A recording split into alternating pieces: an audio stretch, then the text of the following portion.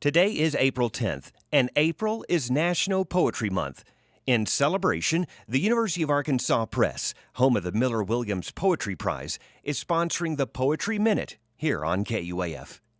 Today we hear from Robert Cochran reading In Place of a Curse by John Ciardi.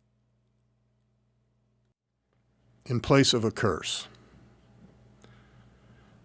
At the next vacancy for God, if I am elected, I shall forgive last the delicately wounded, who, having been slugged no harder than anyone else, never got up again, neither to fight back nor to finger their jaws in painful admiration. They who are wholly broken, and they in whom mercy is understanding, I shall embrace at once and lead to pillows in heaven.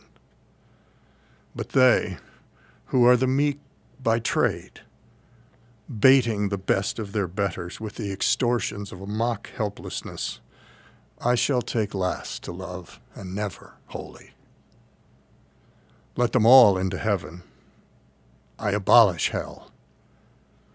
But let it be read over them as they enter. Beware the calculations of the meek, who gambled nothing, gave nothing, and could never receive enough. I like this poem for its snappy denunciation of hypocrisy. It looks like a cynical poem, but it isn't. And that might be my thumbnail on it. It's called In Place of a Curse. It's a John Ciardi poem. And it looks cynical. And it can be read to sound wholly cynical. But I think that's the icing on the cake. I think the cake is a kind of moralist attack on hypocrisy.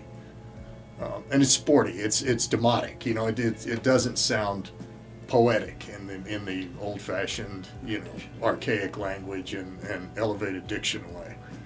It's a kind of street tough poem in a way, and that appealed to me as well. In Place of a Curse is a poem by John Ciardi. Bob Cochran is a professor of English at the University of Arkansas. Join us each day this month for the latest Poetry Minute, sponsored by the University of Arkansas Press on KUAF Public Radio.